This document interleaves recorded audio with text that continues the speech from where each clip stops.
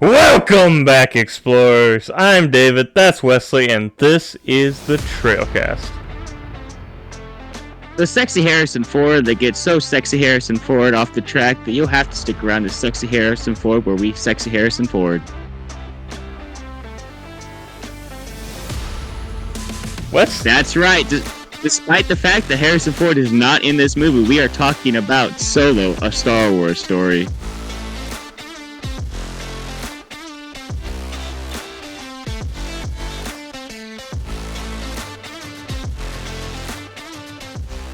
So, David, let me pull up this outline that you have to make sure I can I see what you have going on here. Um, um mm, you know what? I forgot before I was gonna get on. I was going to look up when um Solo came out, which I actually think I know the date, but I was gonna look up when it came out because I knew that'd be one of your Trailcast trivias, and I looked down at it and it was. So I'm a little disappointed that I forgot to do that in the rush. But here we are. So David, I watched Solo, the Star Wars story last night. I don't think I've seen it that many times. I know I watched it in theaters, and I think I may have watched it one or two more times, if that. So this is one of the few handful times I've watched this movie. But that being said, David, I want to know what your thoughts are on this movie. Just a brief overview of what you think of it. So, I do have problems with it, but all in all, it is an underrated movie. It Mm-hmm. got more hate than it deserved. I think part of So it what? was when it came out. It came out right like 6 months after The Last Jedi. Everyone was like, hating Disney at this point because of that, and you're Mhm. not trusting them at all with Star Wars. Which there are some things in this movie that are fair criticisms, but it does get more hate than it deserves. Yeah, and in watching it, like it's a okay. Hear what I have to say here. It's a great movie, but it doesn't feel like Star Wars. So If you don't put it in the guidelines of Star Wars or expecting that this one character here is Han Solo, it works as a movie, but it doesn't work as a solo movie for Han Solo. so it it's a good movie, but it's only a decent Star Wars movie. Hmm. And like you were saying a minute ago, like there are problems with it, and I know I know what a lot of your problems are because I have a lot of the same problems. It's mostly with the character that they the characterization of how they go about introducing Solo and like how he is in this movie. Which I do want to mention. Forgetting the actor's name. Do you have it here on your thing? Uh, Alden Ehrenreich. Alden Ehrenreich. So him, he does a great job of playing Han Solo. Not all the time, but there are glimpses when you're watching it. You're like, yeah, this is a young Han Solo. Like you can Mm. see that. I honestly think the casting in this was done very well. The problems I have are with the direction the film takes, not with the acting or the actors. I think all of them do a very good job in their roles in this movie. And I think part of it too that hurt this movie is the fact that it didn't get a sequel. Hmm. Yeah. Um. Now I want to know what your thought on this is. I'll forego taking a sip of water. I want to know what your thought on this is. When I was watching this, the thought that crossed my mind. So there's two reasons why I don't think this feels like a Star Wars movie. One, there's a tad bit too much action in it. It's a little bit more like a war movie than it is a typical Star Wars movie. You know, most of I mean, there's two big scenes where there's huge battles and huge explosions going on, and I don't feel like we see a whole lot of that in Star Wars. And I feel like maybe not. That kind of detaches it from what normal Star Wars feels like. Two, where are our slide swipe, weird transitions? They have normal transitions in this movie. I noticed that like halfway through, I was like, I don't think that there's any slide transitions in this. Like honestly, I feel like that's a key part of what makes Star Wars feel like Star Wars. I'm just saying. I don't think Rogue One does Rogue One have it? I don't remember. But I feel like it does. I don't remember. But I know this one doesn't. And I was like, hey, that's probably why it did so bad because they didn't edit it right. The slide transitions are not there. Mm. And I mean, it did have a lot of problems because the original, losing the original Director. director, and I don't think Ron Howard did a bad job with this, but at the same time, I mean, he's never really done anything with Star Wars before, so. Hmm. Yeah, I think that's the thing. It's like Ron Howard is a good director, and he directed a good movie. But like you said, it's not a good Star Wars movie because it doesn't. And this was my reaction when we actually went all. I know we did. We all went and saw it for the first time in theaters. Us, you, me, the cousins, and all that went and saw it in theaters. My first reaction to the movie was that it was good. It didn't feel like a Star Wars movie. And I think that's the only downfall of this is that it doesn't feel like a Star Wars movie, and it doesn't. And I know you'll get to this at some point because this is a big problem you have with it. The character of Han Solo does not feel like the character that we get in the beginning of A New Hope. At the end of this Mm, movie, he's too good. Actually, I was thinking about it multiple times throughout this movie, and there's one key time that this is like an actual line said. But multiple times throughout this movie, lines are said. I'm going to be a great pilot. I'm a great pilot. I'm not a good guy. Like he's not only trying to convince himself of this, he's also trying to convince the audience. There's that one time where he's talking with Kiera, and she's talking about how like how he's a good guy, and he's like, oh, I'm not a good guy. I'm a very bad dude over here. And it's like you're trying too hard to convince us when what you're doing doesn't show that. Like Han's not a bad guy, but he's out for himself, and there's glimpses of it in this movie, but not enough for you to believe that this guy goes on to be the Han Solo that we know in A New Hope. Because his transition happens over the course of the original trilogy, and he's not enough of that scum category that we've talked about before. He's not enough of that at the end of this movie. so, and with that, talking about the characterization of Han, that also gets into what one thing we've kind of talked about too. I don't know. We're gonna talk about it more at the beginning of the year when we talk about the sequels. Ugh. Um, they really switched the characterizations of Han. Han should have been Mm-hmm. more heroic in The Force Awakens, and he should have been more of the deadbeat in Solo. Yeah,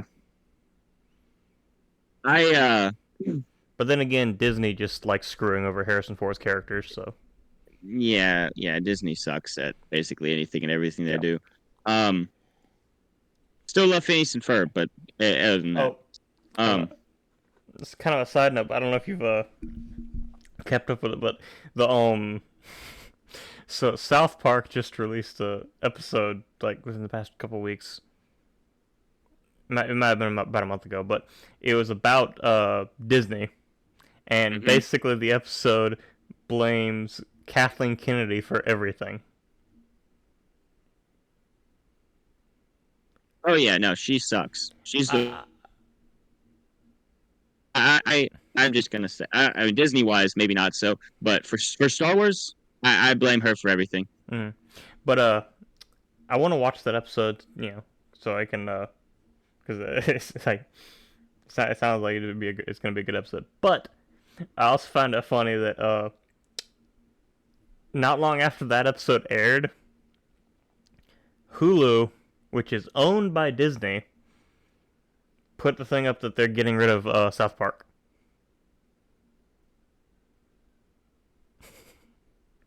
So right now there's So it seems to be some beef between South Park and Disney. South Park just does not care whatsoever. No, And the they thing don't. is too, is like they have all the cards in the world. Like, sure, Disney can get rid of them off of Hulu. There's so many people who would want to pick up South Park because of how popular the show is. So it's not like they're going to be falling out and like, you know, uh basically getting kicked off the air. Mm. Disney doesn't own everything yet. Hmm. Yet. Yeah. Um but anyways, back to Solo. I wanted to mention this and kind of get your thoughts on this. I really think that the movie, as a Star Wars movie, even is really good up until the third act. I think the third act is where this movie really falls flat. And if the third act is a little bit better, you can really show that progression of Solo turning into the character we know. Um, and what the third act that I'm or the area that I'm talking about within the third act is right after they finish the Kessel Run, and from there, I feel like done better. They had glimpses of it, but done better, they could have made this movie a little bit better with Hmm. that portion of the movie specifically. Yeah. Yeah, and I mean Any it. thoughts on that? Yeah, because well, like I said, this movie was also leading into a sequel that never happened. Mm. So Mhm. I feel like that, like I said before, that really hurt it. And I feel like that, like, if going into this movie knowing it was going to be a standalone film, I mean, standalone, it's still a Star Wars film, but you know what I mean by standalone, like, you know, I feel like it would have done a lot better.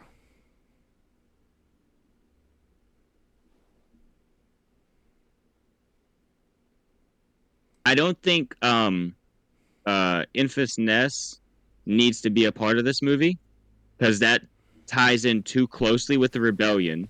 And while yes, Han turns it down, um, I just feel like it's a part of the movie that's not really necessary for anything.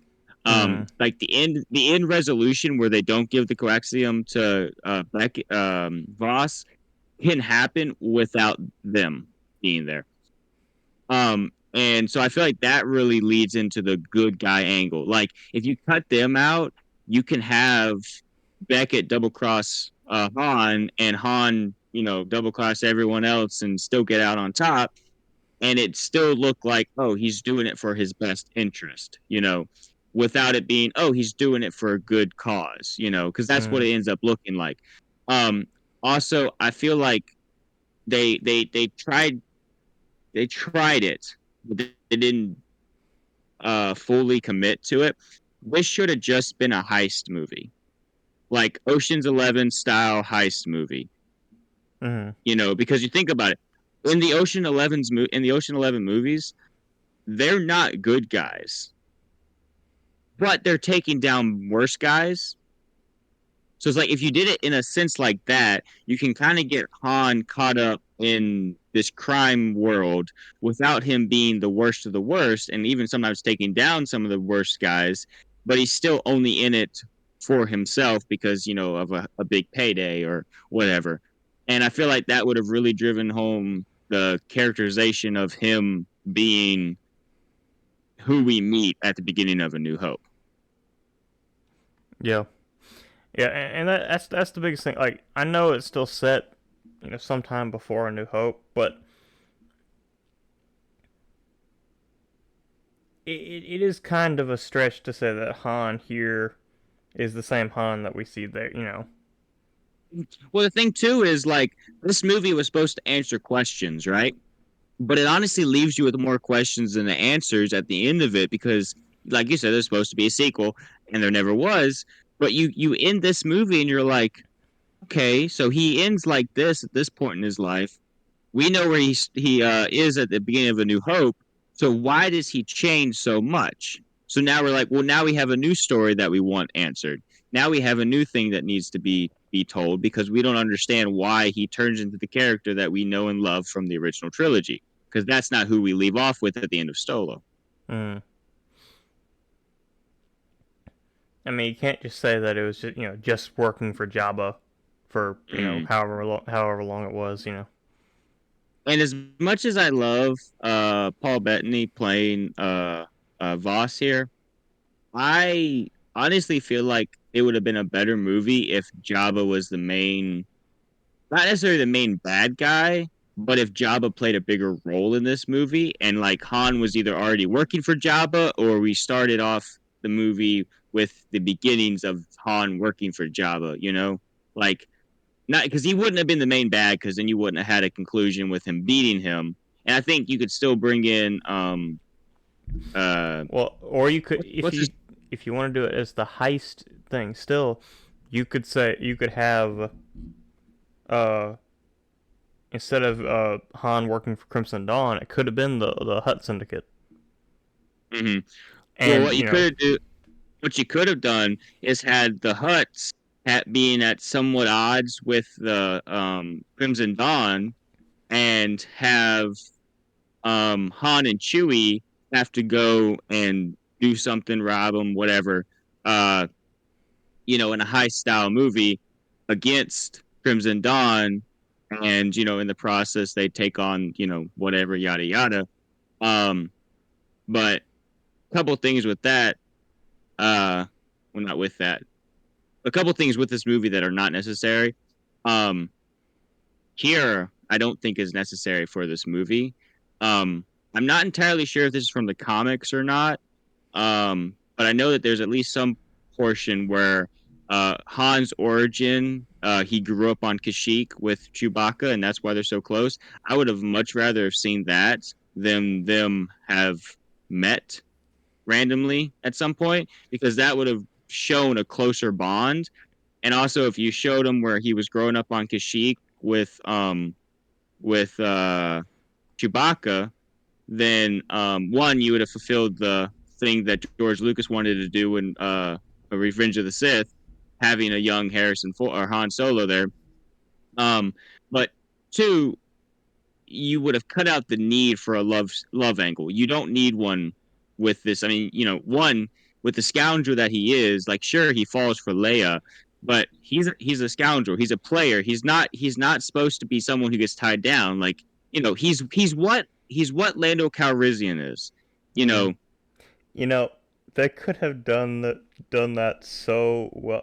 Although I think in the original trilogy it did mention that Han was from Corellia, but I mean you could still have him be a Corellian who ended up on Kashyyyk. yeah.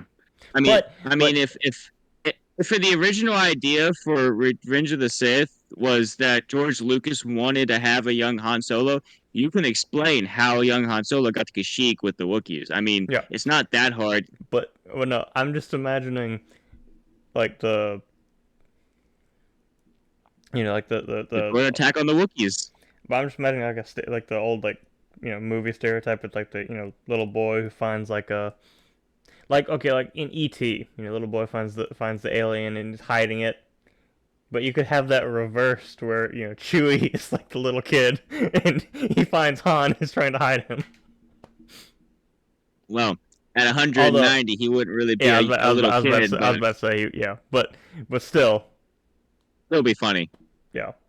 Um, Also, that's another thing. We were talking about casting a little bit ago. Donald Glover plays an amazing Lando Calrissian. I'm just gonna say, like, I don't think they could have cast that better for a young Lando, because he does a great job in this role and in this movie. Yeah. Even though Personally, if you don't feel that way, that's fine. I just think he does a great job in this. there were several times throughout or while watching this movie though that I was like, okay, that's Troy right there. I mean, Yeah, well, that's your own problem. I mean, I did think that a couple times, but a couple I times, tried to block that out of my mind, because a I was like, no, couple no, no, line, yeah, this but a couple lines he says like, that's why you don't let anyone borrow your ship. And like he's channeling a little bit of Troy there, but mhm. Yeah, it is what it is. He is Troy. But Yeah. I do think he does a great job in this movie, playing Lando, um, and playing a very convincing young Lando. Like, I think that they did a good job with casting for Han Solo, and I think like there's certain times that he just looks the part, but Lando is like even better than that. Like in the casting of it, like he does a better job, even better job as playing a young Lando. Mm. Um, but yeah, so there are obviously problems that we've gotten into with this movie. It's a standalone movie. It really is a forgettable Star Wars movie. It's one that like I enjoyed watching it the other night, but it's not something that I really would keep turning on because it just doesn't. If I'm wanting to watch Star Wars, I'm not going to watch that because it doesn't feel like Star Wars. And I don't even know if there's necessarily like I was joking around. Yeah, it doesn't have the slide cuts or whatever. Like, you know, that there are obviously reasons that it doesn't feel like Star Wars, but I don't necessarily know what they are. There's like just, little things here and there that add up that just So make like it not feel like a Star Wars movie. they did do a good job with the score, but I don't feel like it leaned into like that heavy orchestra like Star Wars normally Mm, does. I I feel did like also notice that. that's part like Mm. they had a lot of those like same themes in the soundtrack, but like I said, they didn't really lean into that heavy orchestra like most Star Wars does. Um, Hmm. Yeah.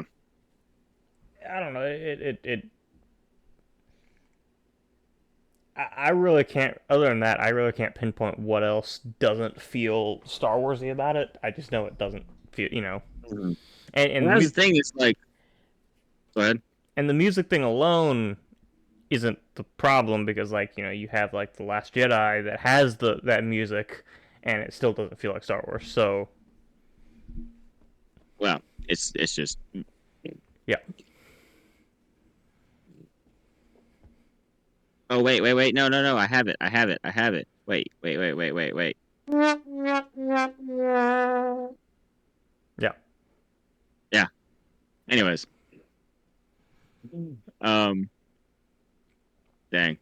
That's the thing is like it even has like Chewbacca in it, and I'm like, that's Star Wars. He is Star Wars, and it's like, but that's like it. It's like having Yoda in E.T.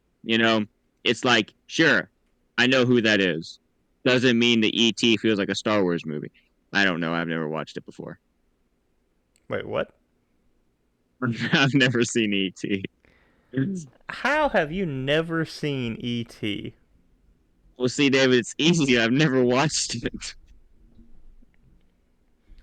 Something's wrong with you. Actually, Yeah, I know a lot of things. that's probably what caused a lot of these problems. I don't think that the lack of seeing ET is what's caused most of my problems. I don't I think the know. fact that I think the fact that I've been dropped on my head a couple times is probably more what has to do with it. Not the fact that I haven't watched the movie. Um, that I mean, I don't really have any interest in watching. I mean, I know the premise. Like, yeah, whatever. Okay, I'm gonna put it on As the schedule, so we have to watch it. last time I didn't watch this movie, or not last time. Last week I didn't watch the movie, so I could do that again. I do tend to get No, no, no, busy. no. We can do that, and then it can be your actual, true, like first impressions of this movie. What if I say it's horrible? How are you gonna feel about it then? Well, your What opinions are you are gonna think wrong, then? and Okay, okay. Uh, See, the thing is I went through this phase. There's a lot of classic movies that I know a lot of stuff about, and I've probably seen every part of the movie in clip form. Because I used to watch a lot of Watch Mojo, and so there's just a bunch of like they'd go through different things and like they'd show you different parts of movies, and then I also would watch like other thing. I Watch Mojo is one of the ones that I would think of like off the top of my head that would show a lot of movie clips, but like probably things with like other shows like Film Theory or trying to think of an actual one that I would have watched that would have had something to do with movies like this. there's different things like that. You know, the people that do stuff like that. I watched a bunch of clips of, so I know a lot about different movies uh, that I've never watched, and so that just makes me feel like I don't need to watch them. You know? Hmm. No, you still need to watch them. You need to watch all the movies. Yeah. So how do you feel about um um Darth Maul in this movie appearing there at the end? It makes sense given established canon, but But it doesn't make sense why he ignites his lightsaber. oh, that yeah. Oh, he's just trying to be menacing. But Yeah, yeah, I think the biggest problem is that most people don't know established canon. yeah. I will say that I would love to see probably what this movie should have done, or not should have done, but what it was planning on doing. Although it would have had to lean into Han Solo, but I think they need to make a movie about Darth Maul during this period and like basically his influence in this time period. Because like think about how cool that would be. One, we get to see Darth Maul in live action again, and two, we get to see him be this brilliant mind across the galaxy, orchestrating this huge crime syndicate against the Hutts and the Pikes and who else is out there at this time. Mm. Well, I mean, it would have to be. It couldn't all be like you'd have to jump around in time a little bit, but they could do something like that, and even lead up to Rebels too. Mm. Yeah, Maybe even recreate that scene with Maul and Obi-Wan on Tatooine. that'd be cool.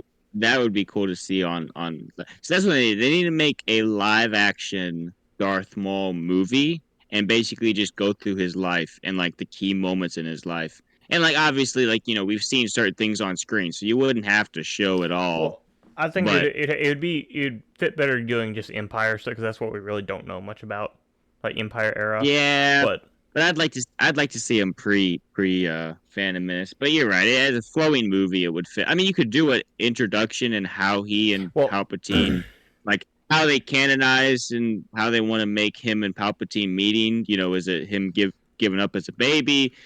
Some early years of training. Like like how all that happened. like I've said before, we need a Tales of the Sith series Mm. or Well, I want to see this something in live along. action. I want to see Well, this in live action. I know, but I'm saying like we do need something like that for all these little like pieces that fit in, Mm. Yeah, yeah. No, you're and right. We do. I know like for a lot of Mauls like when he actually became a really good character, he wasn't technically a Sith, but at the same time, Ahsoka wasn't a Jedi in a lot of those in some of those episodes in Tales of the Jedi, so you know. Yeah. Um. Maybe they're just waiting for Ewan McGregor to get a little older, and then he can play a very convincing old Ben, I don't know. and then they could do that. Ray Park might be kind of old for that at that Yeah, but point. let's be honest here. Let's be honest here. Under the makeup, like here, we haven't seen Darth Maul live action since Phantom Menace, so if they got a different actor to do it, it wouldn't really be that big of a deal. Like, I mean, honestly, cast, I wouldn't be too upset if they just got Sam Witwer to do it. I yes. mean, Well, I he's mean, he's gonna do the voice anyways. exactly. So I wouldn't be that upset if they just got him to do the live action too. But I'd rather see him play Star Killer. Well, there's some Maul. You're talking about the makeup with Maul. He could do both, Well, honestly. yeah, but they may not want to do both because that's two big mainstream characters. True. So, uh, all right, David. What else do we got? This is a Star Wars movie. We're supposed to be able to talk more. I guess this is why it doesn't feel like a Star Wars movie because we don't have much to talk about with it. What else do you have? I need something else. We need something else. What are we doing? What are we doing here? Well, we're just talking about Darth Maul. I know, but I ran out of things to say. Oh, okay. What do you have to say about Darth Maul? I mean, Wow. we could really say some. Yeah, We could really talk about a lot about Darth Maul, but well, like I said, a lot of what he did, but a lot what makes him an amazing character is Clone Wars stuff. mm-hmm. Yes. But talking Uh, this, for being an Empire era movie, we don't really get to see a whole lot of the Empire. no. Um, I mean, obviously he joins the Empire's navy there, and then gets kicked out and becomes a foot soldier. Uh, which again, again, he says, "I got kicked out because I have a mind of my own." It's like, yeah, we know you're Han Solo. Why do you have to keep telling? Why are you trying to make us believe this? Like, you don't even believe this. Why do you expect us to believe this? Like, you're over here like, sure, whatever. Like, say, hey, I got kicked out because I did this. That's another thing too, is so Harrison Ford is a very mellow actor. Mm. Like, that's just his personality. This guy is a pure extrovert. So as I think he got the look right and some of the mannerisms right, personality wise, he is completely wrong for the role of Han Solo, and I think that's another reason why. Well, I wouldn't say that's the reason why the movies failed, but I think that's the problem with it too, is that he doesn't feel like Han Solo at all at certain times, because you're like watching it and you're like, Han Solo wouldn't say that, you know, because Mm. like or he wouldn't say it like that, like there's certain things that you're just like, nah, that's not how Han Solo would say that. Mm. Well, like the line, he said, I've got a great feeling about this. I could see Han saying that, but not like that. Yeah, probably in more like a sarcastic Mm. tone. Yeah. That's the thing, is like Han does get upbeat at certain times, but it's the way he goes about doing it. He's a lot more quippy and sarcastic. Exactly. I just looked over him, and my cat was standing up on two legs, and it looked like a meerkat. She's long and well, she's not long and skinny, but when she stands up, she looks long and skinny. She's actually pretty much like a round little basketball. She's getting a little chunky, a little too used to being inside and not having to do anything. What do you normally have your cat do? Well, the other one's outside all the time. Oh, Rosa would not last outside. She'd walk outside and get eaten by a bug. get eaten by a bug. Yep, she would get eaten by a bug. And not like, those bugs that eat you after you die. No, she'd get eaten by like a butterfly. Oh, that's impressive, especially since butterflies don't eat meat. Well, yeah, I know exactly. So that's the thing, is that she get mistaken. But yeah, Bumblebee would come over and carry her. Actually, no, Bumblebee couldn't take her off. She's too fat. Two bumblebees. I don't know. She's not a she's she's spoiled. She's spoiled. What about bumblebees? What? I didn't hear what you said. No, I think some audio just caught up with me. okay, but no, you said a bumblebee will carry her off, and you're like, no, bumblebee's or she's too big for that, and so I said two bumblebees then. Oh, okay.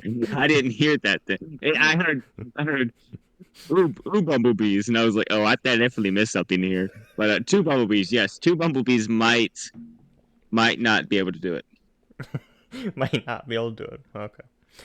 Now, one thing we haven't talked about with Solo is probably one of the most annoying Star Wars characters that exists. Uh, yeah, the most annoying Star Wars character, L3. Chewbacca. Oh, not Chewbacca. No, Oh, no, Chewbacca's just a lovable fuzzball. Is L3 really the most annoying Star Wars character? She's in a very unmemorable Star Wars movie for like 30 minutes.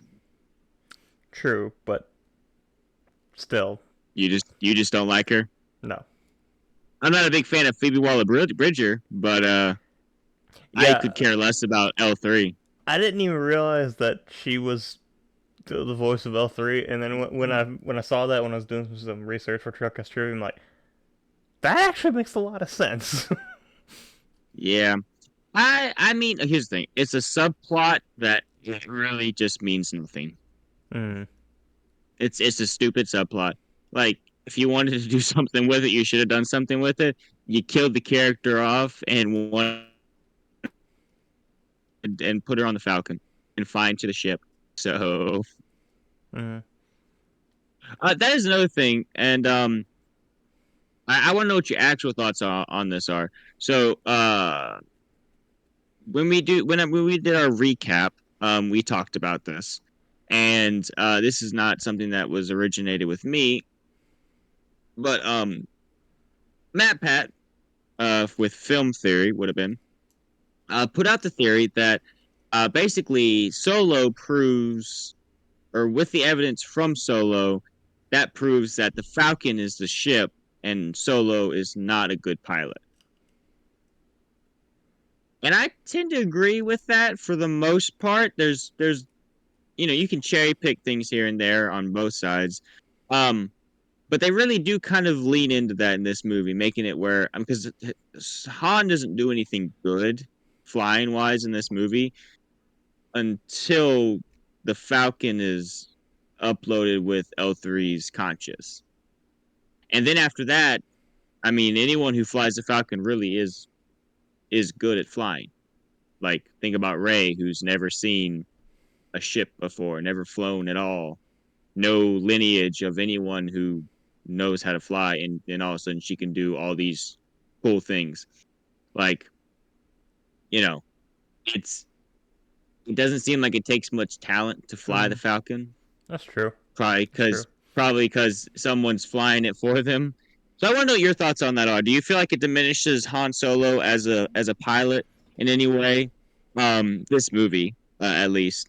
Obviously, like when watching the original trilogy, you'll see him the same because that's the way you saw him growing up. But do you feel like this movie diminishes the legacy that Han Solo has as a pilot?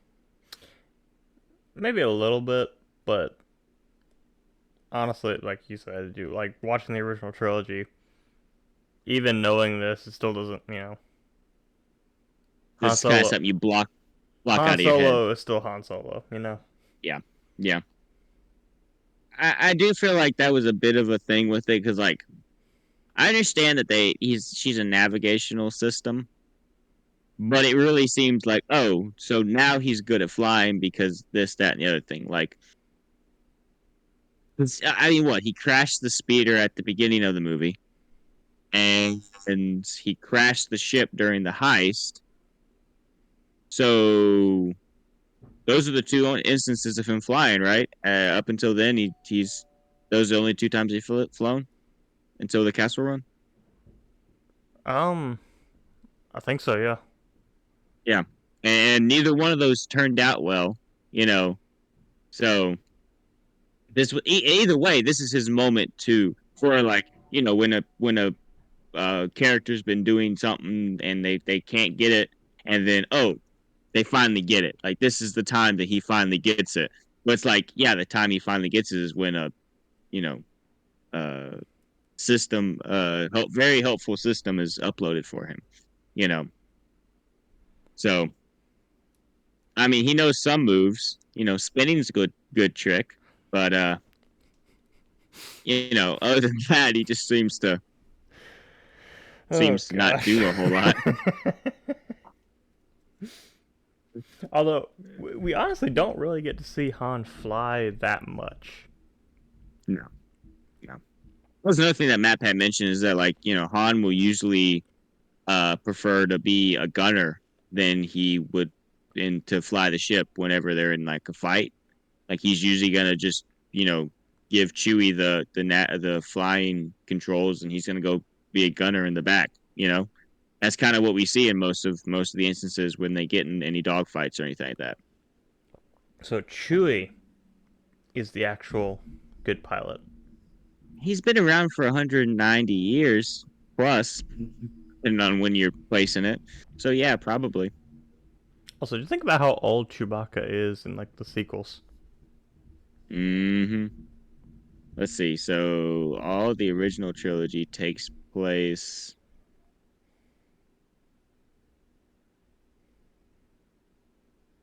Zero. Yeah, for the Battle of Yavin. No, yeah, Battle of Yavin is A New Hope. So three. How many years after A New Hope did Empire take place? That one takes place a year or two, right? I think We've the talked about it.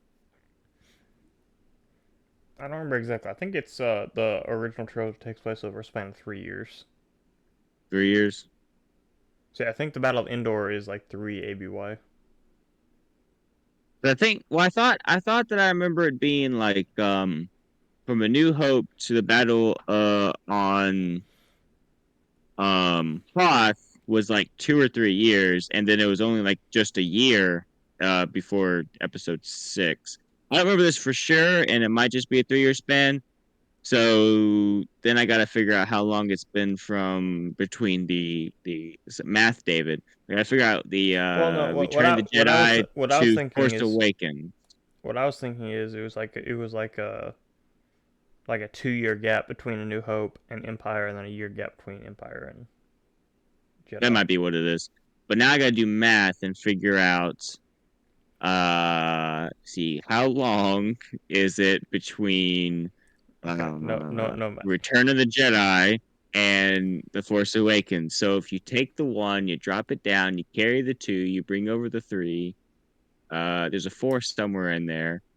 And then he's 200 and It's at least see 25 years, probably closer to 200 30. and four, and then you add the nine, What? and then You're just saying random numbers.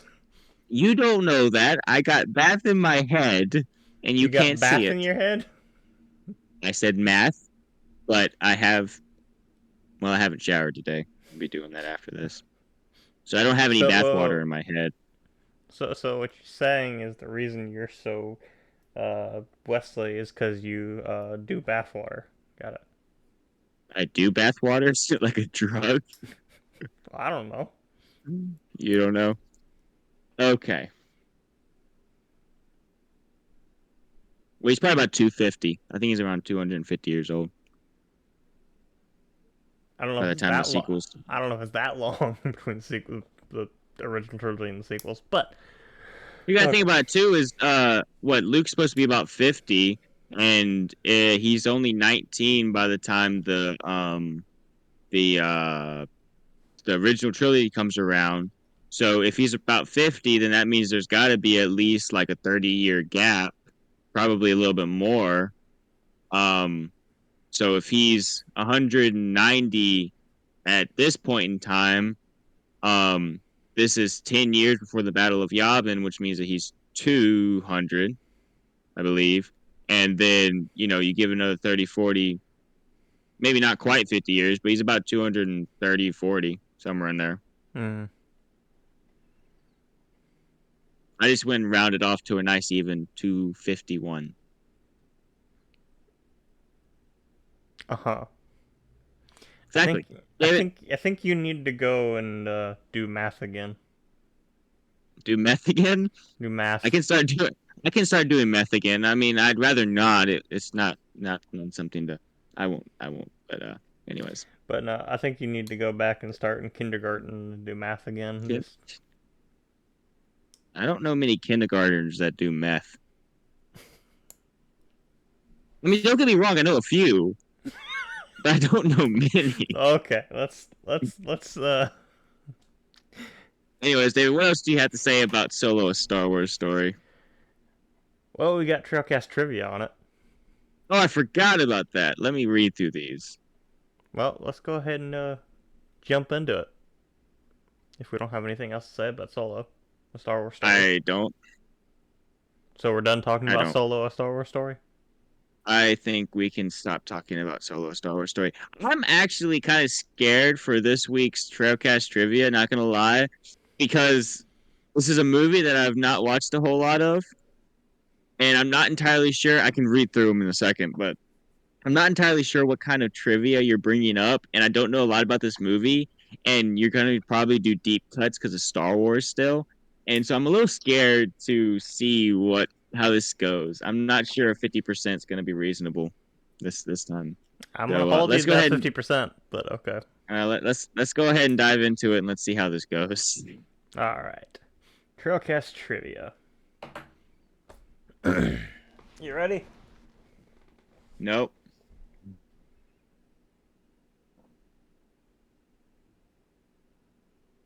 Are you ready, kids? Aye aye, Captain. All right. Oh, copyright, copyright, copyright, copyright. All right. Without further ado, let's do further and jump right in. Yabba dabba doo. All right. When was, or question number 1, when was Solo, a Star Wars story, originally released in theaters? Was it A, May the 4th, 2018, B, May 20th, 2018, C, May 25th, 2018, or D, June 1st, 2018? Alrighty, like always, for those who are playing along, pause it after the question and answers are or questions and options are given. There we go. And I'll give you some time to pause it if you want to play along. So So, Wesley, do these without answers look familiar to you? yeah. Um I think remember hearing that it came out the same day um calendar wise as A New Hope. Now I'm trying to remember what that date was. I think I'm gonna go with the 25th because I don't know. I'm just gonna go with the 25th. Um, like I said, I'm not feeling confident about this. It is what it is. 25th, May 25th, 2018 is my answer. That is correct.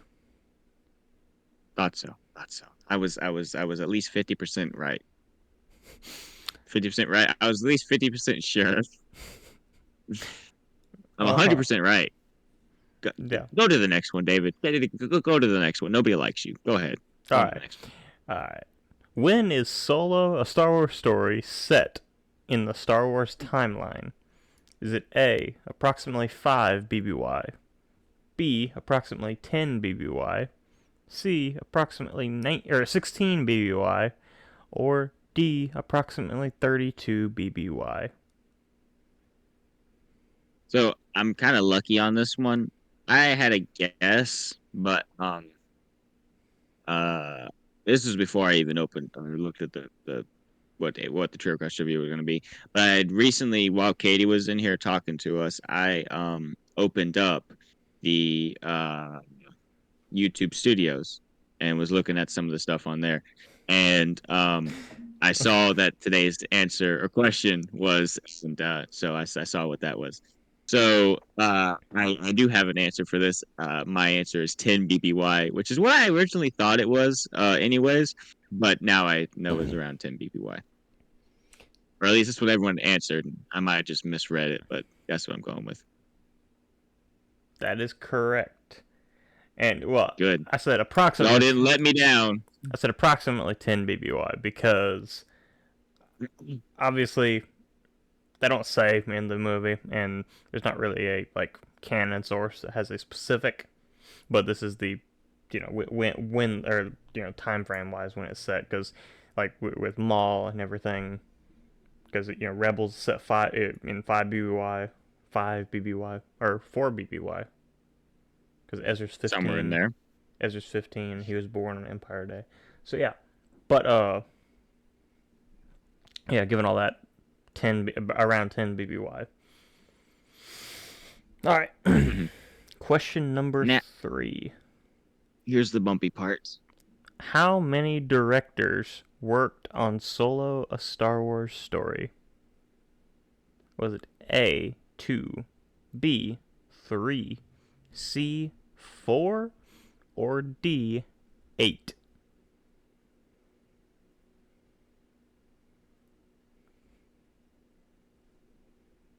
I know it was a lot, at least more than one, uh, which is more than you want. And I know there's apparently a rotating door. Uh, so I know there's an original director they brought on, and then Ron Howard was obviously the last person that they chose, and he ended up directing the movie.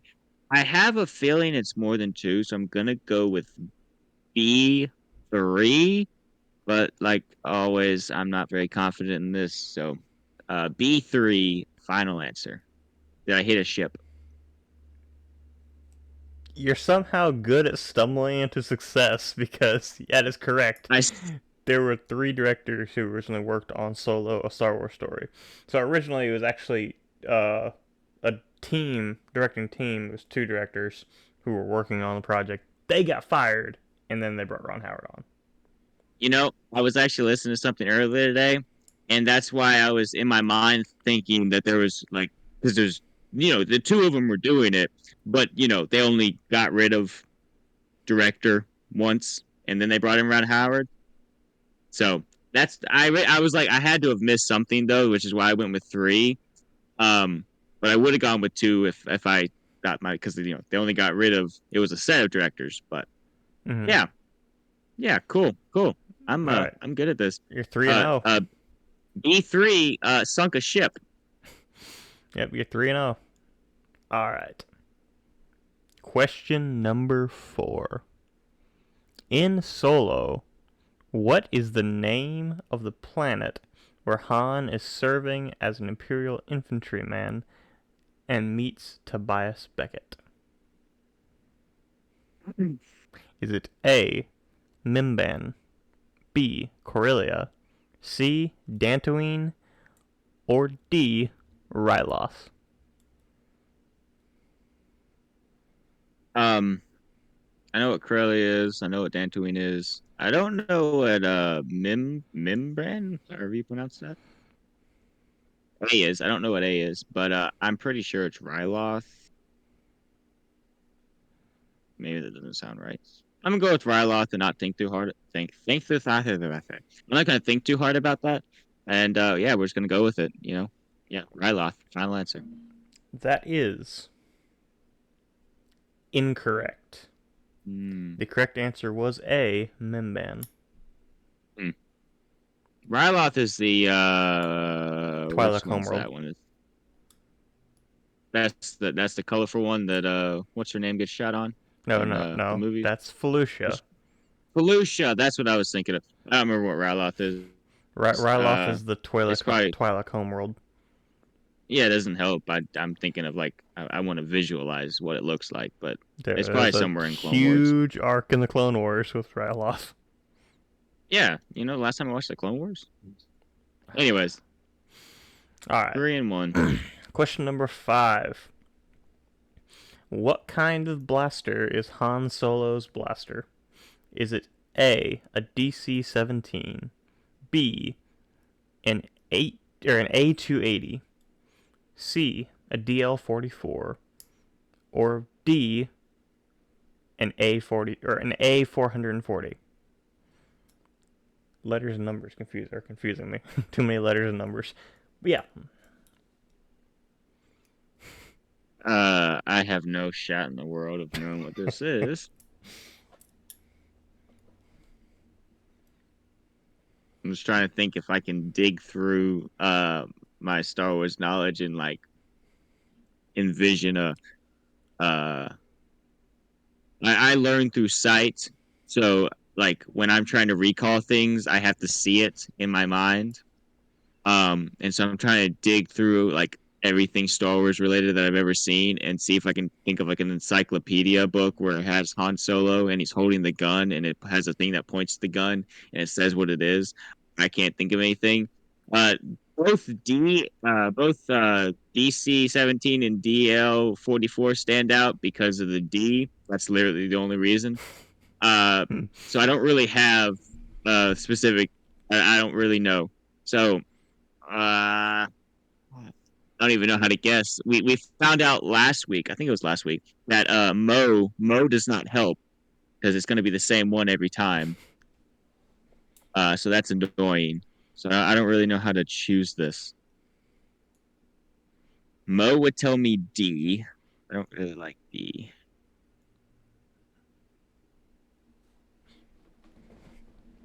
Direct current 17.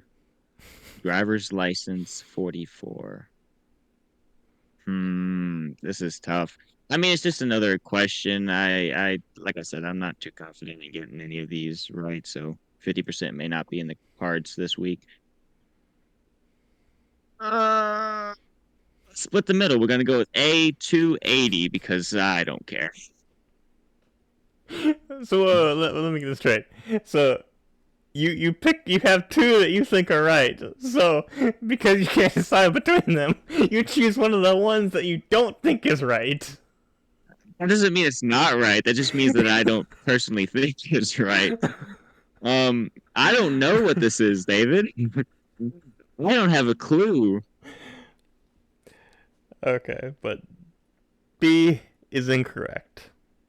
Okay. The correct Which one is it? answer was C, DL-44. Yeah. Oh well. Should have gone with your gut.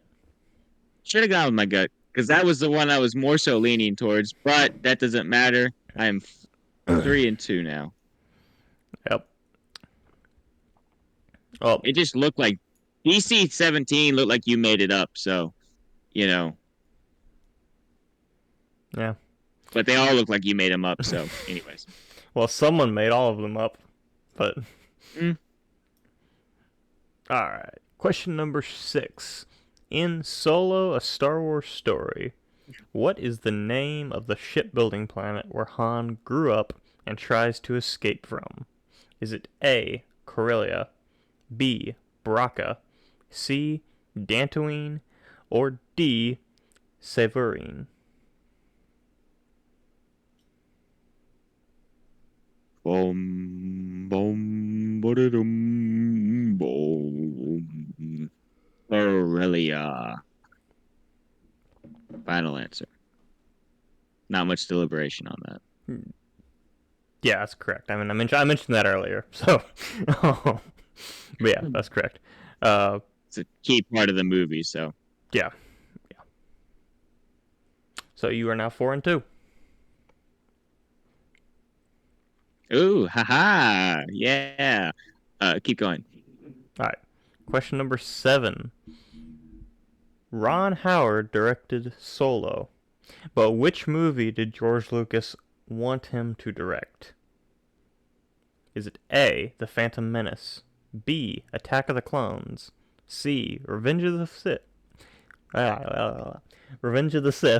or D, The Force Awakens?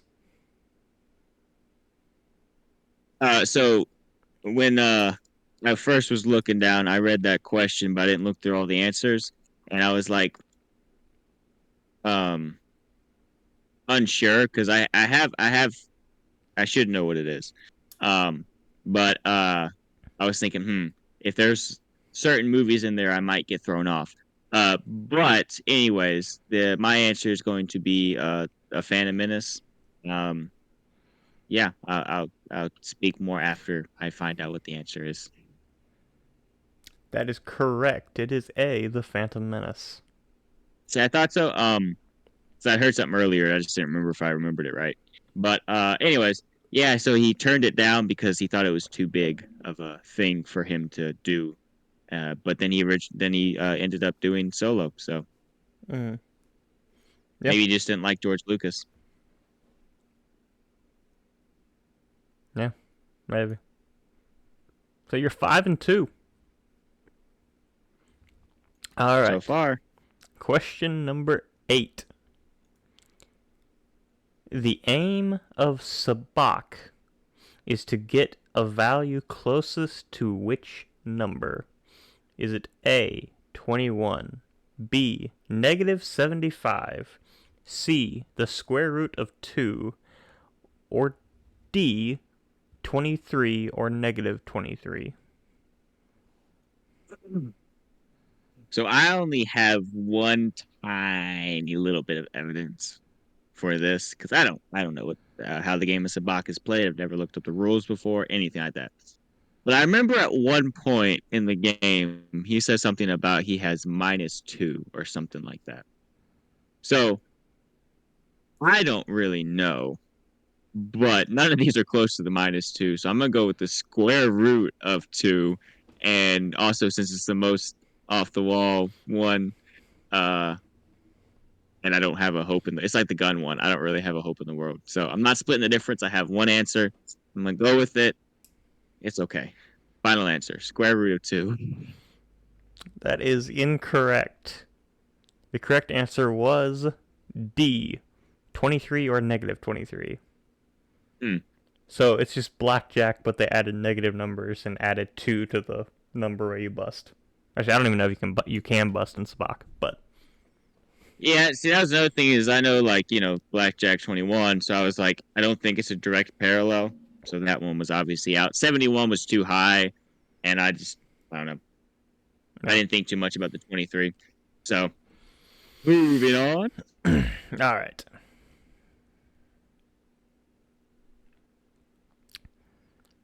I marked the wrong one on this next one as the answer, but I know what the answer is in this next one. Okay, so Same. okay. What movie does Han make a reference to when making their escape from the TIE fighters after leaving Kessel?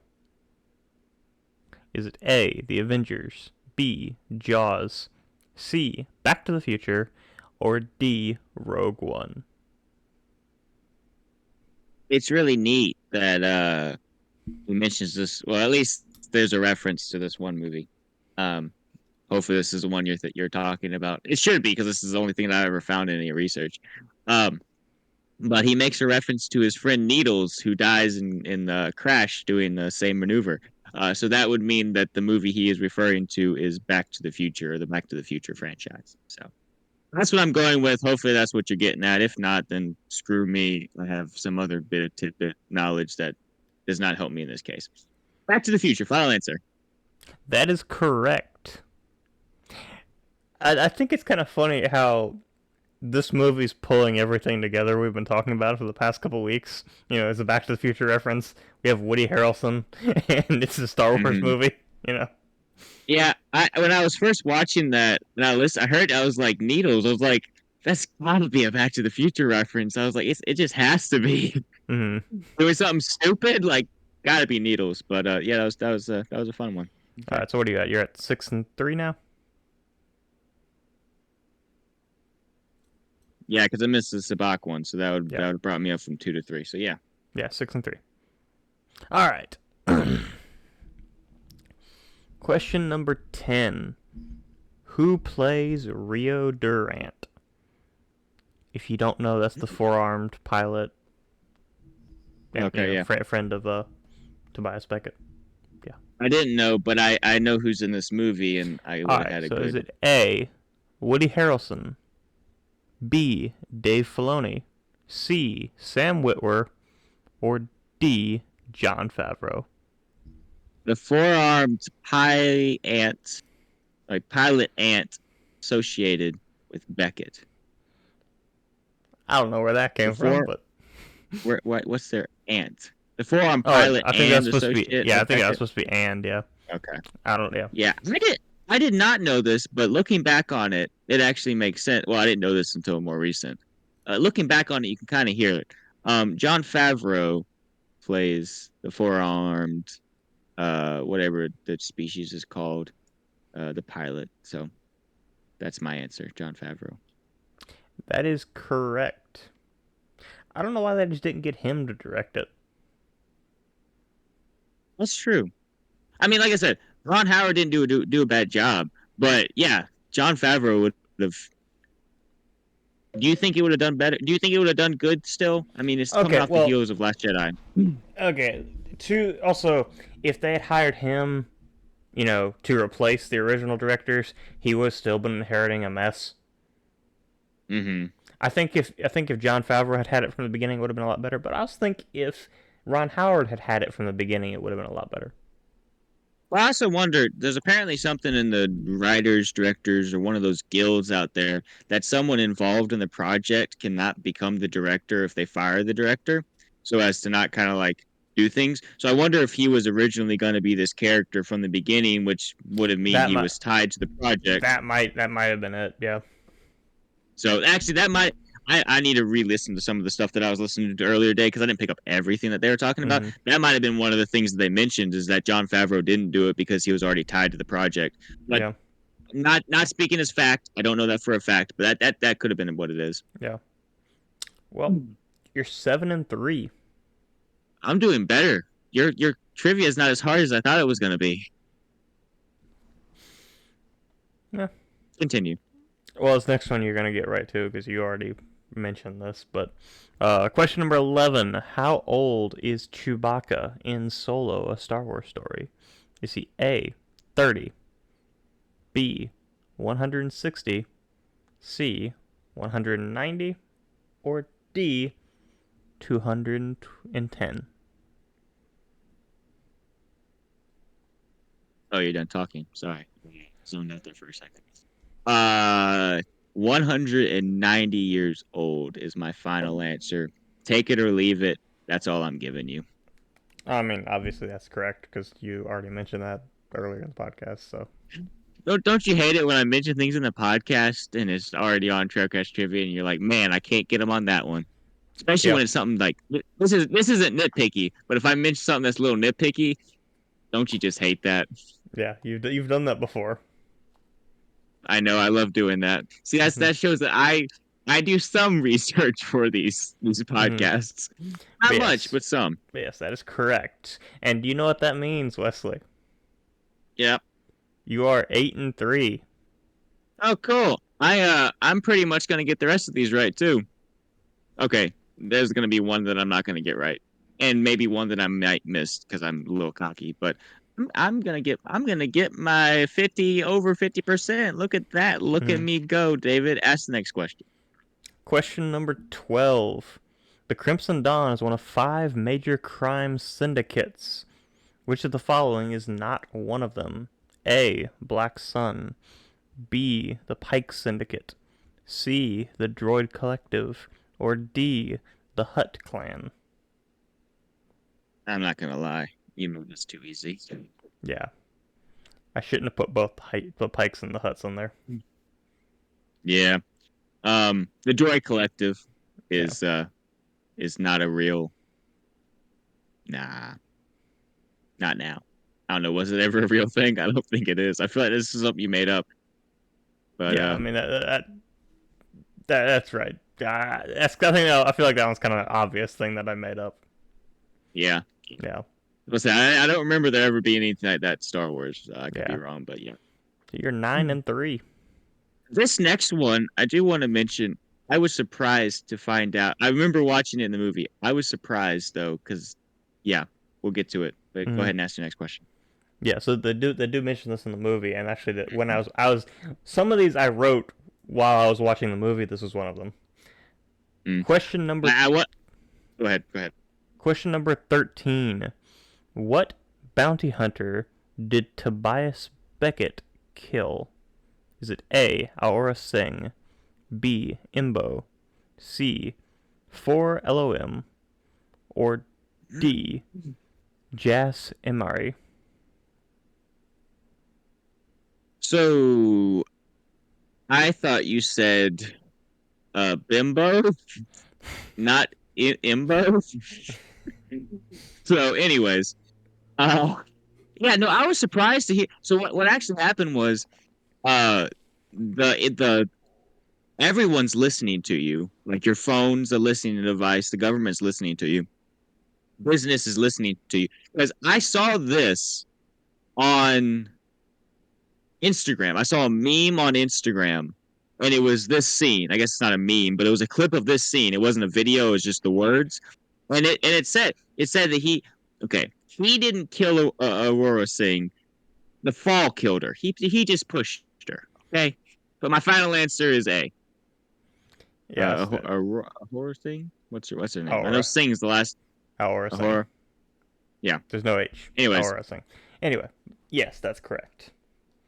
Um, like I said, I was watching the movie and I wrote some of these because I was listening for key details like that and I'm like, oh yeah, that's an interesting one. I mhm. had to put that in there. But yeah, yeah. I'm honestly surprised. Like, I know she's not that big of a character. Like, she's more in the Clone Wars, but that's kind of interesting to hear someone of that level die like like that. That's something Mm, that was interesting that I never really picked up on yeah, until this past time. yeah.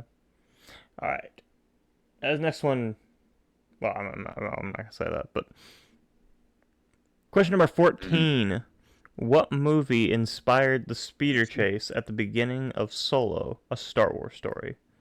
Was it A. Fast and Furious, B. Need for Speed, C. Drive, or D. American Graffiti?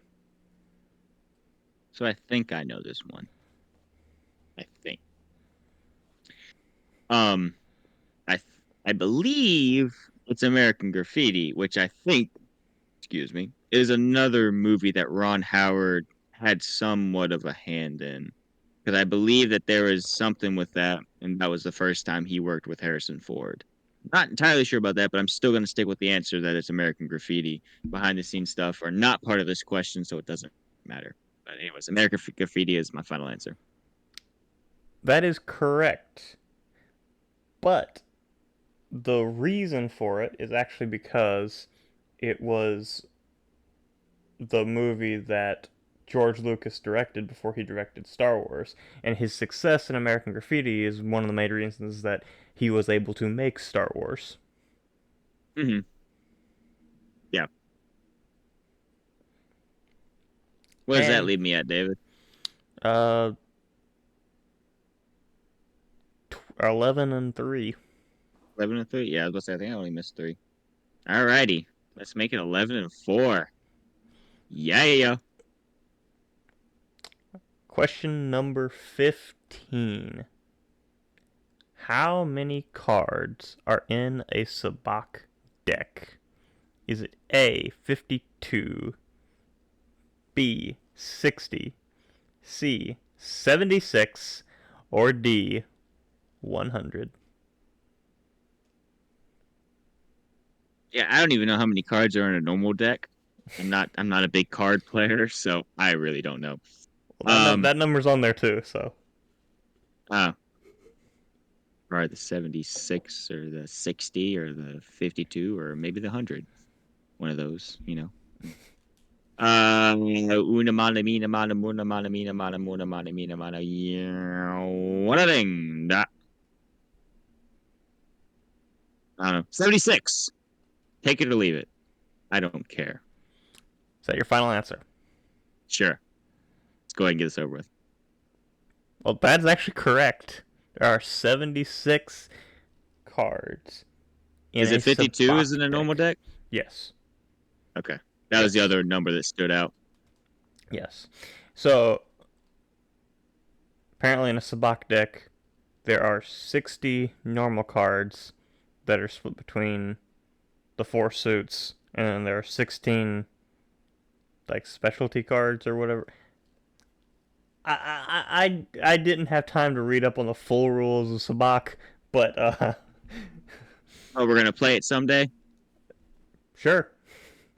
Okay, let But me clean that you out. that was an interesting rabbit hole. But yeah, because Okay. it seems like it's a cross between like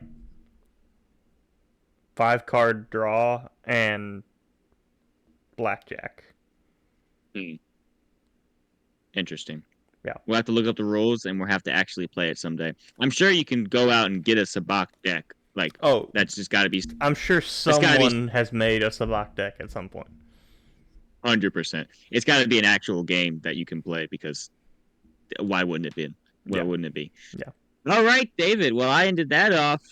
What was it? 12-3. 12 That's and like 3. the best I've ever. That's the best I've ever done, I think. I think that is the best you've ever done. And hey, I need to come up with less confidence more often. I did pretty good. Yeah. I think that is the I best also you've feel ever like done, so. I also feel like this one. I wasn't entirely sure what questions you were gonna ask. Like if you were gonna do a broad like Han Solo trivia, or if you're gonna do solely on this movie. Because in all honesty, there's not a whole lot to this movie that is trivial. You know, No, like there's not. deep cuts. There's not that much to it. Like most of these, the ones that I didn't know, I should have known. Well, maybe not the Sabat questions, but The Sabat, yeah, okay, that's the planet one. I really should have known. That one's on me. Yeah, the Sabak one, I probably wouldn't have known. I don't think I came across that in any of my research. I probably should have looked up more Sabak stuff. But yeah, the that the, that the blaster one too is kind of a nitty-gritty yeah. thing, but yeah. So then I wait. That means I might have missed. Oh no, I didn't miss this last Sabak one. So yeah, never mind. Those are the three ones. Yeah. That is a little more nitty gritty that I didn't really have much chance to know. But yeah, that actually didn't go too bad. Yeah. So yeah, ready for what's new with you? Sure. What's new? What's new with you? What's new? What's new with you? What's new? What's new with you? Yeah. Yeah. Jazz hands. David, what's new with you? Um, that's a good question. It's not good. It's not good. You need to know. I mean, I really the new stuff that's new with me is the same stuff that I told you last week. Well, I don't care about that.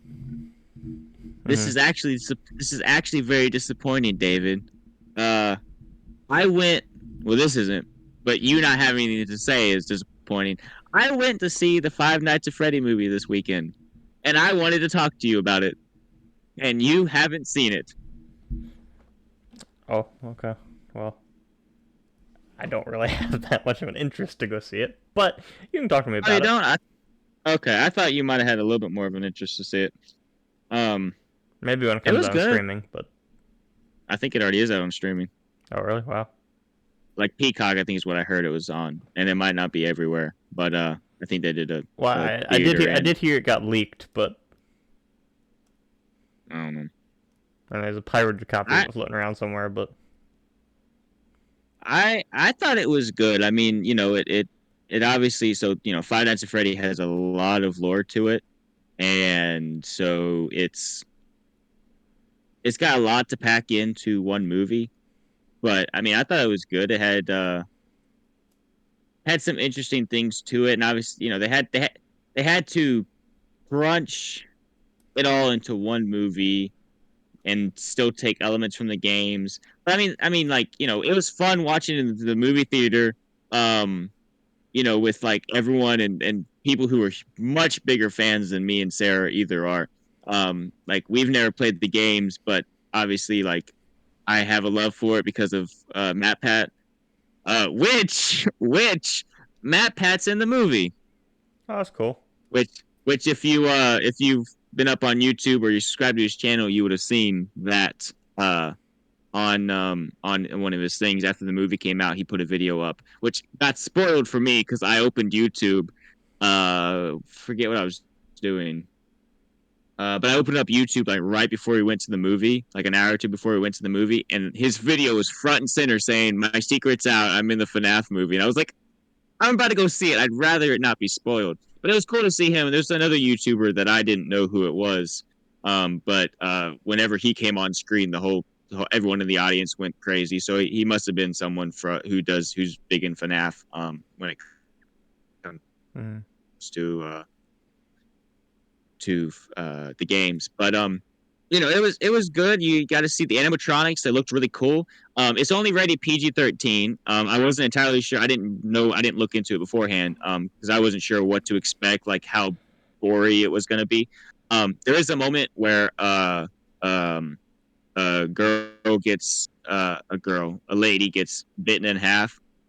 But they don't really show it. Like they just show a shadow on the wall, and then like her legs drop. And that's the most gory it gets. So it's not that scary. Like I was expecting a few more jump scares. Like there are some, obviously. But it's a fun time, you know.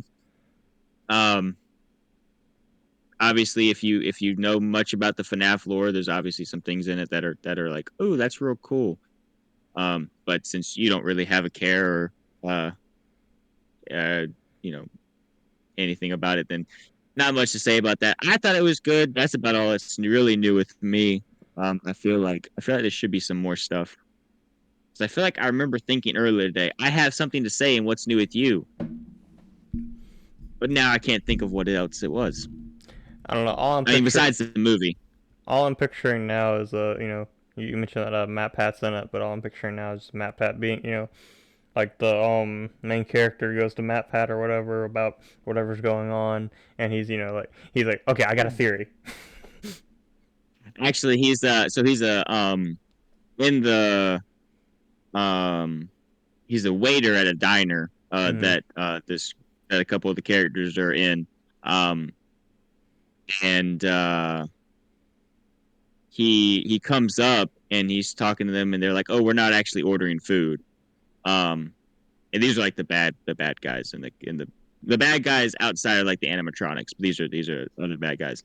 Um and they're like, "Oh, we're not ordering food. Leave us alone." And he's like, "Well, yada yada yada," talking about like how food, is good for you and all that stuff. And then at the end, he was like, "It's just a theory." And they're like, "Can you leave?" And he does, but like, he says the line. He says, "It's just a theory about like whatever A like this food food's good for theory. you." And it was just like, yes, he said it. And it was great. Like the thing is too is like, so he walks up and you can hear his voice, but he walks up to the table and his back's to the table, and then it finally cuts to his face, and I didn't realize who it was until it cut to his face, and then there on the big screen is Matt Pat, and I'm like, it was cool. Mm-hmm. It was really cool to see that. um Yeah. this his big film movie day premiere. Yeah, he said he got to meet Scott Coffin, the creator of FNAF, which is really big for him, because uh, FNAF is like one of the biggest things, if not the biggest thing, in his for his youth, like how he Yeah. got so big and Yeah. what's just defined his whole You entire know, career. it is really interesting getting to like seeing like YouTubers starting to get cameos in movies. Hmm 'Cause, like you got I that, was telling, but but it also reminds me of like Sonic 2 had a bunch of them. mhm, I think well, only one I can think of off the top of the head was Preston Plays was in it. And there was a bunch kind in of. Free Guy, like Yes, there were Jacksepticeye, a bunch. Dan TDM. I can't even remember. I can't even think of them all, but there were a bunch, and I think Hmm yeah, Well, I was telling Sarah that because we saw the video and I was like, well, I'm not going to just know this information. So I blurted it out to Sarah. I said, Matt Patson for FNAF. And she was like, why'd you tell me? We're about to go see the movie. I said, I can't go in there and be the only one to know this. So she's probably still holding a grudge about that. But anyways, we were talking about that. I was like, it's really cool for this. And I was like, it seems like seeing him in the movie, or not seeing him in the movie, but hearing him, like watching the YouTube video with him in the movie, is like hearing a friend talk about their experience because of the community that YouTubers build. It's like it feels like, oh, my friend, this guy I know, is in this movie, a big blockbuster movie. It's like, no, this really famous guy is in a movie because he's a really famous guy. Like, you know, and Matt Pat has millions of subs across 4 channels. He's a big YouTuber. Like he's not just some rinky-dink guy on the street. Like he's a bona fide, you know, not star, but he's the real deal. He's a famous person. yeah, He's and not my best friend next door. that is one of the weirdest phenomenon about YouTube. Is just Hmm like I start, I think of people, like when you watch someone like that, you do get kind of that like almost connection where you start to think of them as like a personal friend, and then you realize, oh wait, no, this guy's got like 1 million subscribers. What, he's He's got 1 million personal friends. yeah, exactly. And actually, that's kind of like some from what I've heard from some people talking about this is actually kind of sad because like I think Markiplier was talking about that.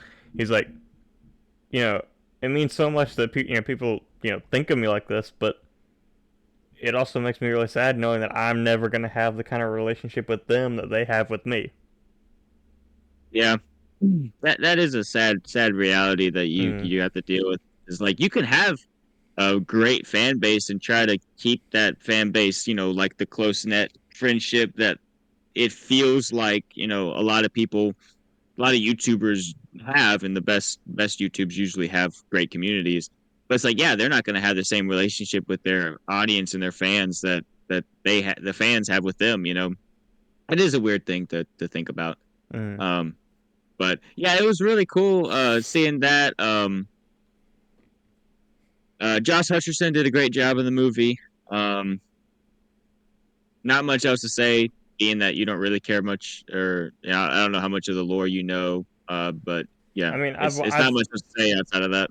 I've watched some of Matt Pat's videos on it, but Yeah, after we because I really should have brushed up on it before I went and saw the movie. I knew enough about it that I could get by, because the movie, like, you can watch the movie and enjoy it without knowing, but if you have a basic knowledge of FNAF, you're going to enjoy it a lot better. Like, you don't have to be like deeply rooted. Like, obviously, if you're deeply rooted, you'll probably see more things in it. But if you're, like me and Sarah, where we have a passing knowledge of FNAF, I think mm, you can really enjoy the movie and get all like the fan service that's in the movie. yeah. Um, Well, but yeah, talking about video game to movie adaptations. Did you see? Well, it's not a movie, but still. But did you see the Fallout show has a release date now? no, I did not. Yeah, it's coming out Uh, April 14th. I think it was 14th. so you have here April 12th. April 12th. Okay. I knew it was one of the like teens in April, but yeah, April 12th of next year. Yeah, I still need to finish watching that or playing that. Hmm. Well, Ooh, speaking of another thing that I did watch that we can talk about, and I'll let you finish your thought. But I watched the Dungeons and Dragons movie the other day. ooh, yeah, that's a good movie. But Yes. I do want to talk some about Fallout because playing Fallout New Vegas, I've had some funny stories and stuff from that. But we can talk about Dungeons and Dragons real quick. Oh, I thought it was good. Oh, I thought it was good, but it is almost like if you took Guardians of the Galaxy and set it in a medieval setting. Yeah. I really do hope that they do end up doing somewhat like, okay, it's a contained story. It doesn't need a sequel, but I wouldn't mind there being another one. There doesn't need to be a sequel to the movie, this movie, but I wouldn't mind another movie in this universe. Yeah, that would be bad. But yeah, I really think that they did a really good job. The casting was really nice. The And motivations throughout were done really well. and it would actually be kind of funny if they did it to where it's a completely different like setting, completely different characters, but the same cast because it's Dungeons and Dragons. You know, That would be good. yeah. That would be fun. That would be good. Yes. But yeah, no, I mean, the thing is too, like, it was kind of a simple premise, more or less, in a lot of ways, but like they did it really well. Like the way that they went about doing it Mm, was really really good. Like, yeah, I don't I mean, obviously I've only seen it one time, and we watched it. I think it was a Saturday after we all helped my sister move. mm, So I had a bit of stuff going on. I wasn't fully enveloped in the movie, but of what I watched of it, it was really good. I mean, I watched the whole thing. I may not have like paid attention to every little but detail. it had a good balance of like action and Hmm. not taking itself seriously at parts, but taking itself seriously when it needed to. I feel like it Yeah, had and a good I think balance of that's that. yeah. It did a great job with that. I mean, the cast was great. And yeah, I mean, you felt for whatever the guy's name was, Chris Pine's character. Yeah. You felt for him because you know his whole entire goal here is to get his daughter back because that's all he has left Mhm. now. Because his wife's died. I mean, obviously he's trying to get his wife back, but then he realizes at the end of the movie that oh well, this is the family that he has now. There's no point in bringing or not necessarily no point, but this is the family he has now. This is the family Well, he wants now. also It's like time. It's time to let his wife go. also that at the end of it, he kind of realizes like, you know, uh, I forget the character's name, but Tessa Thompson's character, like, Hmm. you know, well, he's trying to bring back his wife and his daughter's mother. To his daughter, Tessa Thompson's character was her mother. Yeah, yeah. And Which is he, touch. It's a very yeah, touching moment when that all happens. It's like, did you waste that? I thought she did a really good job with it. It was very like just because of how she was, but it was still like at the end there, it was still sweet. mm, Like it didn't that part didn't go. yeah, Uh, I want to word that, but I'm not gonna mm, do it now. I'll do it later. I'll word it yeah. later after this. Anyways. Yeah, but what were you gonna say about Fallout, Fallen, Fallout? Yes, I was right the first Fallout time. New Vegas. Yeah. So this that kind of thing is one of the reasons why I love Bethesda RPGs. But so well, even though New Vegas is technically Obsidian, but it's still anyway got a lot of that influence from Bethesda. But so I was just traveling the wasteland, and I come across this city that's like been like it's on fire, Hmm. like completely destroyed. There's smoldering remnants of buildings and stuff. And then this guy comes running out of the city and is talking about how he won the lottery. And the way he's talking makes you think he's the one that destroyed the city. Huh. So he after I talk to him and find out he's absolutely insane, or at least I think he is, he runs off and not wanting him to go cause any more trouble, I shoot him. And Okay. then come I mean, on, that might have been the best idea. and then I go into the like ruins of the city, and come to find out that this band of raiders had actually moved in and destroyed the city, and they wanted people to go spread the word, so they let him go. Hmm. And that's the lottery he was talking Interesting. about. It's, so I'm just like, oh, Interesting. okay, oops. So, so this actually ties in very well. I have a question for you. So, uh, I think being that I talked to Katie about this already, and all you probably know this, or if not, I hope I don't. I hope I can break the news to you. So, this past weekend, Matthew Perry died. Hmm. Um, and I had heard something or read something somewhere about him in some way being involved in Fallout New Vegas. What is that? Is there like a show that they made about it, or is he a voice character in this? Uh, Do you know? he might be a voice actor. Hold up. Do you know his voice well enough to have heard it in this game? Because Uh, that's what I think I'm seeing that he's a voice actor. Um, but I was wondering, since you've actually played the game, if you knew more about that. well, let me look it up here. Okay. Oh, okay.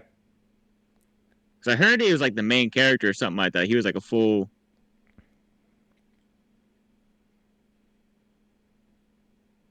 or at least a protagonist in it.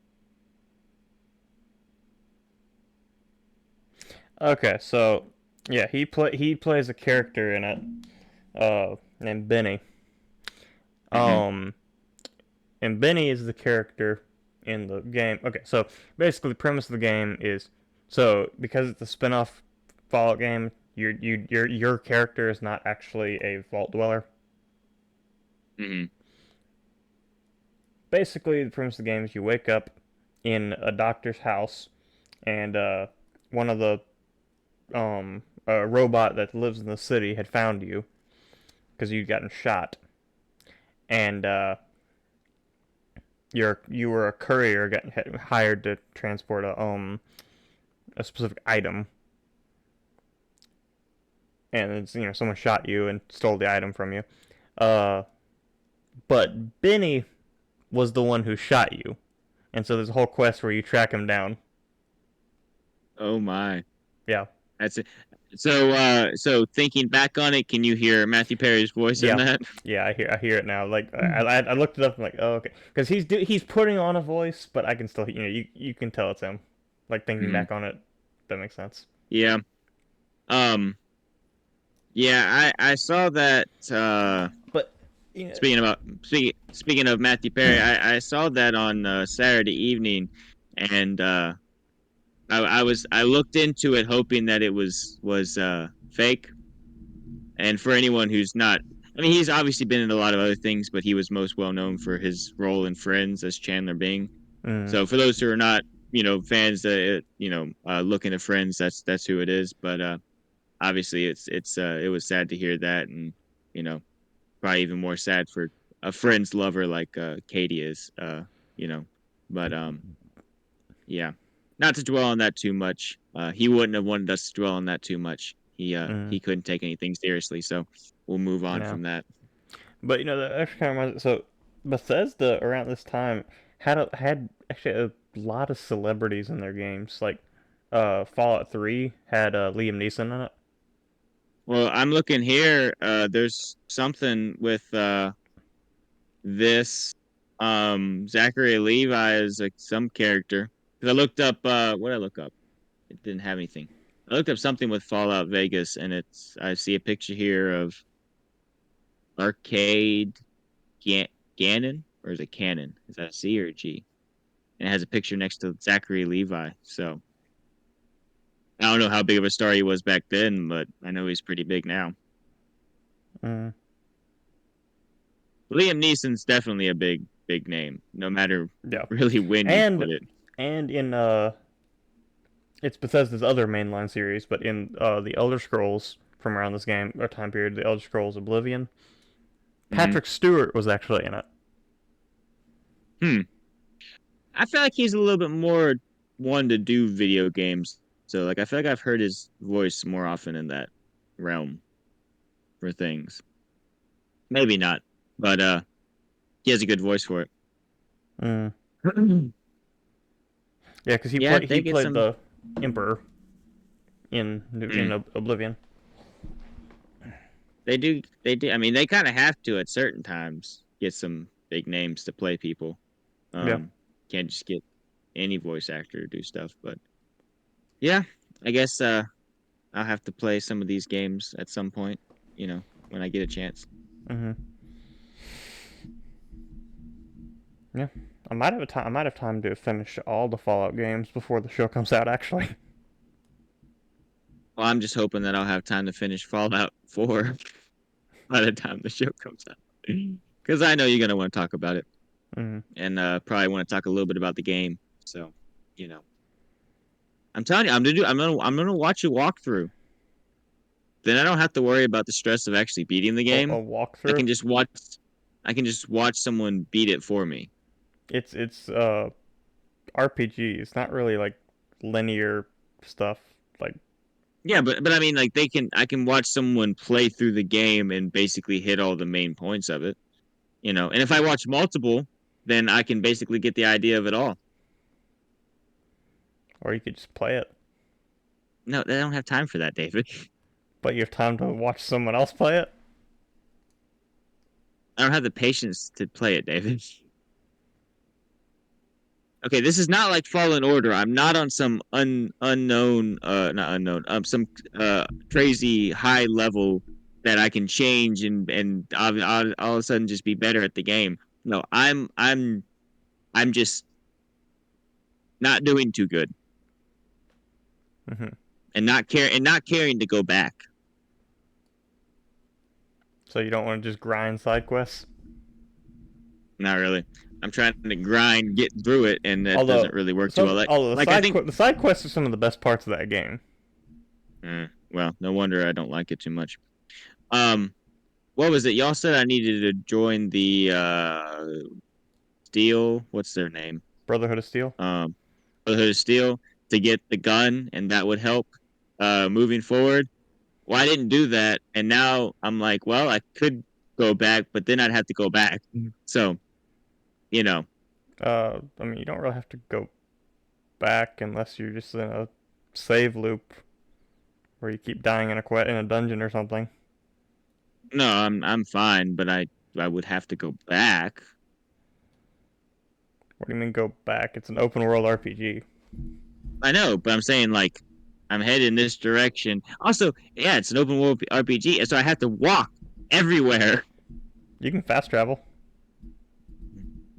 Still, it sucks. Hmm. So currently I am in the middle of a mission, but it's the one to find what's his name who might know about your son or something. Oh, you're going after my- Kellogg. That's what it's called. Yeah. Didn't you tell me at one point? You could be lying to me. I don't know if you were or aren't. I don't really care. But you said something about you are eventually going to find the sun, but the sun's going to be old and gray because time travel. Not time travel, but obviously you're a man out of time, kind of like Captain America. Could be. Could be. I'm pretty sure you've already told me that, so you don't have to hide it. But if you're just gonna, I mean, I'm walking with that cannon in my head. I'm walking with that head cannon. Neither one of those sound good after saying I'm walking with a cannon in my head. Sounds like I got some problems. Anyways, I do, but we don't have to focus on those. Hmm. Okay. Do you have anything else to say? I'm kind of out of things to say. I'm mumbling on here. Yeah, I think we're about done. Good. I'm about Kind of done. short for a Star Wars podcast, but Like we said, it just doesn't. Hey, this podcast is falling right in line with Solo. It just doesn't feel like a Star Wars podcast. that's true. Yeah. Mm-hmm. Mm-hmm. Yeah. All right, you ready to head on to an outro? I am more than ready. Yes. All right. Well, explorers, that's about all time we have for today. I hope you enjoyed this week's episode. Let us know what you thought in the comments down below, or you can DM us on Instagram at DownTheRaptureYT. And Wesley's blanking. Well, I'm trying to think of other things to say, but since I don't have anything else to say, be sure to join us next week on the Trailcast.